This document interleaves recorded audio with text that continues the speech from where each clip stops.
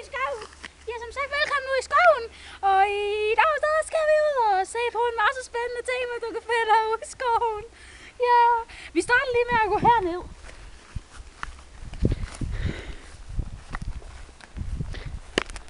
Ja, vi skal gå også til skoven. Og der er ude på at vandre i den dejlige, friske natur. Så som I kan se her, så har vi lavet en rævefælde. Den er utrolig meget stabil. Og så er der også utrolig mange børn, der leger fangeleje i den, altså så kan man lige kravle igennem, eller så et eller andet. Ja, men det er altså en utrolig spændende ting, at mange børn de leger med. Og ja, jeg kan aldrig huske, hvordan lejen er, men de kalder det i hvert fald lidt andet med pølse. Nej. Men så har jeg det her, hvor spejderen de plejer at høre til. Så de plejer at bygge sådan nogle sjove hus her. Så sover de inde i dem om sommeren, så ja. Hvis vi lige får det med hernede, så.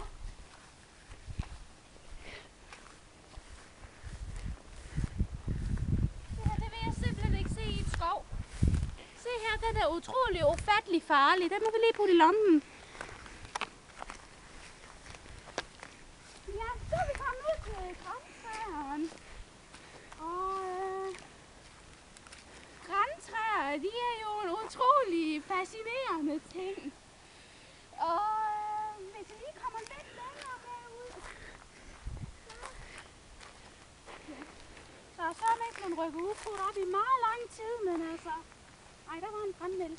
Den så vi ikke. Så. Ja. Det er en rødgran, som I kan se, og der sidder Lille Marie. Ja, det er den slags, man finder ude i skoven. Se! Ja, den er vist død.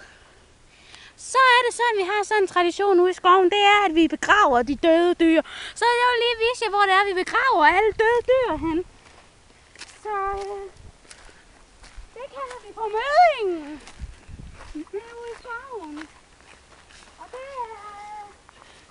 Nej, det skal vi også lige se det her. Det er en myretur. Som I kan se, det er rødmyre. Der kan vi lige køle ham ned i. Det er mødingen nu. Ja, vi går videre.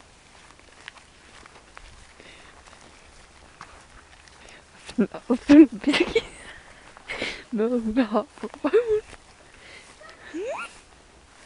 Nu er vi kommet ind til, hvor vi startede, men vi går videre. Først så vil jeg lige vise jer den her. Det er en utrolig fascinerende ting. Det er bare en skjort. Men det er sådan en, at når der kommer dyr, så skal man lige gøre sådan. Ja. Vi har lige en skadet fotograf her. Han kan ikke tåle alt det for gående rundt i skoven, men det... Nej, nu er brumbærene ved at komme. Ja. Eller også er det hindbær, det ved jeg simpelthen ikke. Det er brumbær, det kan jeg se på bladene. Vi går videre. Ja, vi tager videre.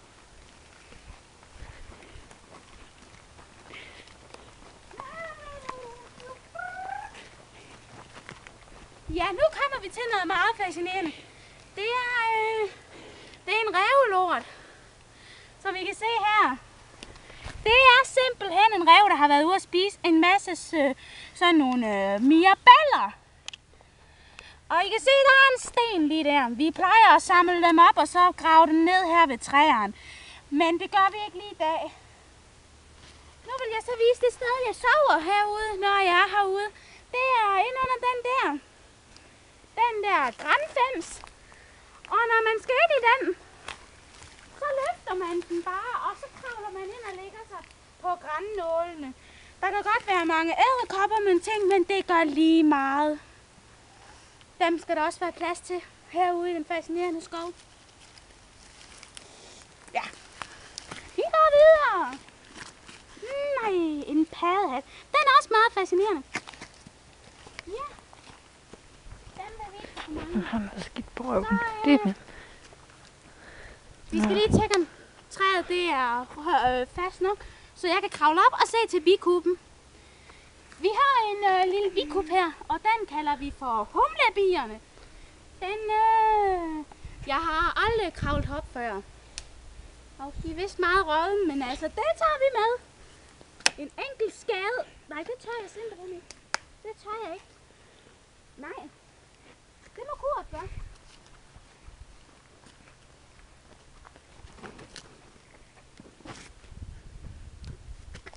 Der kommer dyr.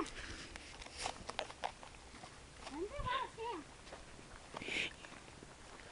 Det er sådan, hvad der sker herude i skoven. Man er meget, meget forberedt hele tiden. I så godt nok ganske vist ikke dyr, men det var et meget hurtigt dyr. Ja. Det her, det er solbær. Røde solbær. Se. De er rigtig gode. Ja, dem spiser vi lige. Ja, Der er stadigvæk der er også sådan hver eneste år. Der skal vi smage på en grankogle. Og i år har jeg sådan set tænkt, det var mig. Men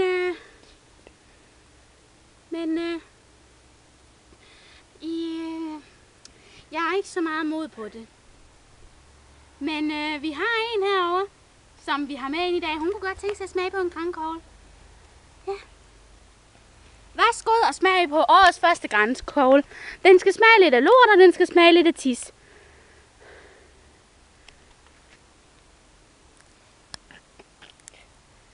Ja, smager den godt? Det var godt. Så spytter du den bare ud igen. Hvad smagte den af? Grøn. Gran. Det skal jeg også gøre. Ja, hov. Det var vel ikke et dyr. Nej. Der kan I se, hvad der skete sidste gang, jeg klatrede op i et træ. Det var derfor, jeg ikke ville risikere det. Jeg flænste simpelthen hele benet op. Nej, det var sgu ikke det. Det var det herovre. Ja, det var det, jeg kravlede op i for 2 måneder siden. Det var den gang, hvor vi skulle tjekke, om det virkede. Ja, der kan I se, hvad der sker. Men I kan simpelthen se, at jeg var nået herop til. Nej, det var nok her. Og så kan I se, at jeg har ridset lige med neglen. Jeg vil simpelthen holde fast lige der. Der kridsede jeg lige med neglen. Jeg var så bange, kan jeg godt sige jer. Skal jeg fortælle jer, hvad der skete? Der skete simpelthen det, da jeg sad oppe i træet, der kom et dyr. Og så skal man jo altså have fat i den her.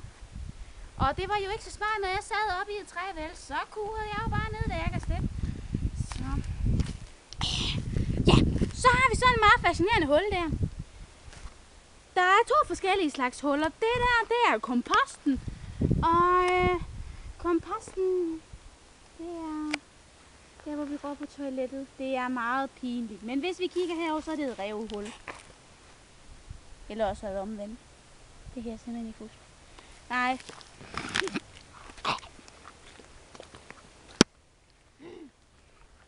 Der er stadigvæk noget på røven.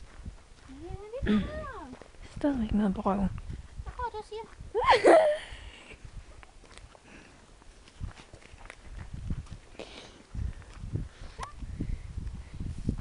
Nu er vi snart ved vejen ende. Og vi kommer ned til, hvor vi kommer ud på en anden mark fuld med en fascinerende grantræer. Og det er meget fascinerende at bo i en skov. Det er det. Men nu vil jeg fortælle om, hvad jeg ville have været, inden jeg blev en skovting. Mit ønske, det var simpelthen at blive en regnorm. En regnorm. Simpelthen. Jeg havde også øvet mig i mange tricks hjemme på sofaen. Slå koldbøtter og gør som en orm og alt sådan noget. Og det vil jeg lige vise. Ja. En orm, den spiser madingen. Og den gør simpelthen, den har jo ikke nogen arme, så derfor så kan den ikke gøre det sådan. Den har armen på ryggen, og så kører den simpelthen bare afsted og vil spise maden. Og så gør den det, at den tager tænderne frem. Ja, nu vil jeg ikke komme helt ned og få fat i skjorten, men Sådan. Så er ormen fat i skjorten, og så svinger den byttet rundt. Hovsa. Men nok om det. Ja. Det var det, jeg havde for i dag. Vi ses. Vi går lige tilbage her igen. Ja.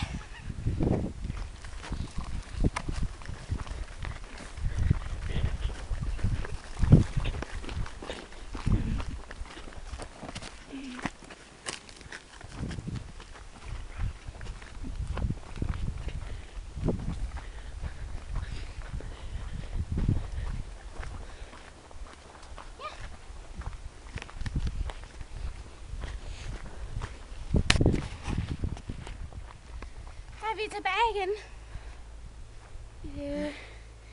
Ja, vi bliver nødt til at smutte, fordi jeg skal altså på toilettet.